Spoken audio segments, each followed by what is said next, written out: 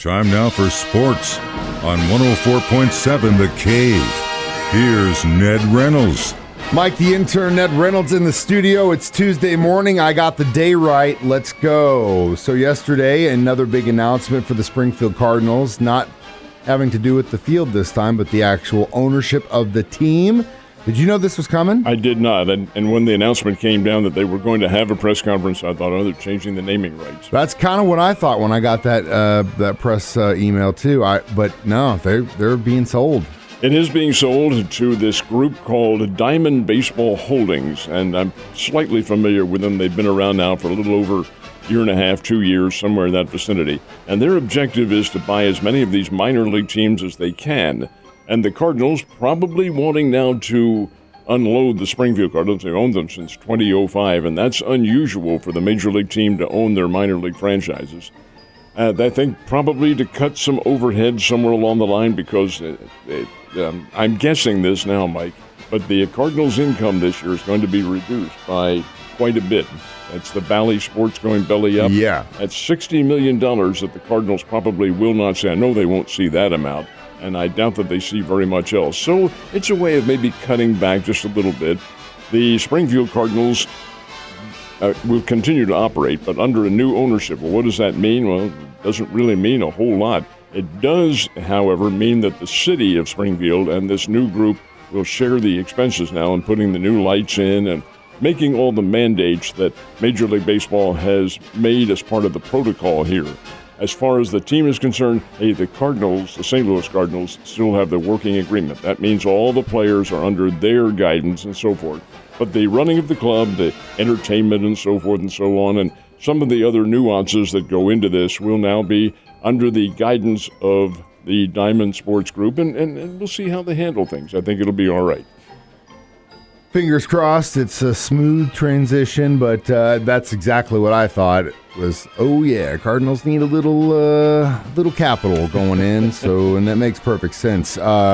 We got the Springfield Cardinals playing tonight, Royals and St. Louis Cardinals playing tonight. They all play. All three were idle last night. All three do play tonight. The Springfield Cardinals are home to take on the Arkansas Travelers for the next 6 games. The St. Louis Cardinals, oh boy, have they ever stumbled. We'll talk more about that in a second. The St. Louis Cardinals are hosting the Los Angeles Angels. That's Mike Trout and Shohei Ohtani and that group. And I think probably Ohtani's going to pitch in one of the games that they're playing up in St. Louis. And the Royals will be home to the Baltimore Orioles, and they're one of the young and up-and-coming teams, they being the Orioles, one of the young and up-and-coming teams in baseball. These will be tough assignments, but hey, that's what it's all about. Probably don't even really want to ask this question, especially since the start for both these teams aren't the best, right? Especially right now. But we're not to Memorial Day weekend yet. We still got the month of May to kind of correct things. But where are we with the Cardinals and Royals in the power rankings? Keep in mind now, these power rankings don't mean a thing. It's a media discussion point. It is an idea of where your team is standing at the moment. This is the lowest the Cardinals have ever been. There are 30 Major League Baseball teams, folks. 30 of them, and the Cardinals are rated 23 in the power rankings. 23. That's unheard of for the St. Louis Cardinals. The Royals of the 30 teams are rated 29th, next to last. Oh my goodness sake, has baseball plummeted in the show me state? I don't think so. I think both teams will make some resurgence here. The Kansas City Royals are just far too talented to be able to continue to go at 7 wins and 22 losses, which is what they are right now. And I know the Cardinals are. They've got veteran talent on their team. They're 10-19. That's most un-Cardinals like. Do think they come out of it. The problem is this. While they come out of it, they have a whole bunch of teams in front of them that they have to overcome. That means they've got to win an awful lot of games, folks. And when you're 9 games under 500 after 29, well, you've got some work to do. Let's see what happens. It has happened before. Fingers crossed. Like I said, they got a month to make it right, but we'll see. You know, it hadn't been too long ago that a team that was literally the worst in baseball came back to win the entire thing. 2019. Yeah, 2019, wasn't that long ago when that happened. Washington Nationals, folks, were at one time in the season 2019, 19 wins and 31 losses. won the World Series. Turned it around. So it was a very close matchup in Boston last night, from what I can tell. You have to understand, Mike, the Philadelphia 76ers-Boston Celtics rivalry is historic in the National Basketball Association, all of basketball for that matter, even dating back to the days when I was in college and they were the Philadelphia Warriors playing the Boston Celtics.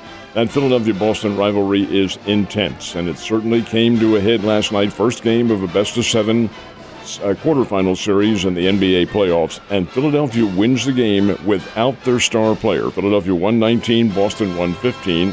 Philadelphia's star player is Joel Embiid, former Kansas Jayhawk, and he is sidelined with something of a knee injury. Now, whether or not he's able to play, who knows? But James Harden, who is an old pro, came up with 45 points, and that helped Philadelphia get over the hump. So the Sixers win the first game of that series. It's 1-0. In the other one, the Denver Nuggets and the Phoenix Suns. Denver, in my opinion, is the best team in the NBA, and they got a 10-point win over a very good Phoenix Suns team. So that puts Denver up 2-0 in their series. It's pretty interesting. Then you had the National Hockey League going on. There was one game last night, and it was a deciding game in a best-of-7 series. New York Rangers and the New Jersey Devils. The New York Rangers are on the road. Well, the road is 3 miles from Madison Square Garden to Newark, New Jersey. 3 or 4 miles, whatever it is. Anyway, the bottom line is this. The Devils win 4-0, so it's the Jersey Devils who now move into the next round of the National Hockey League Stanley Cup playoffs. On and on it goes. On and on it goes. So now that we're done with the draft, really the next thing we've got coming up, and they're trying to make an event for this, is the schedule release party at the end of the month. What is it, the 20th or 22nd? I think it's the 11th. It's not that soon. I believe it is. Really? I believe that's when they have it scheduled. I must admit, I'm not 100% sure of that, but I know it's coming up here pretty shortly. But, yeah, this is the National Football League, and I'll tell you more. I've said this all along. This is the best marketed program of all the pro leagues, of all of them. They have things scheduled to where it's always going to be in the news. And now that the draft is over, well, what's next? Well, it'll be the schedule. And although the teams already know who they're going to play, it's when they play them and the times and so forth and so on. Bottom line is this. There are rumors going around, and the Chiefs know they're going to play probably in Germany and maybe the Chicago Bears. That's apparently the format that they have, but again, it doesn't become official. You're right. May 11th. May 11th. Do you know how soon May 11th is? Next week, baby. Next Thursday, which is great. Now I've got plans for next Thursday. All right.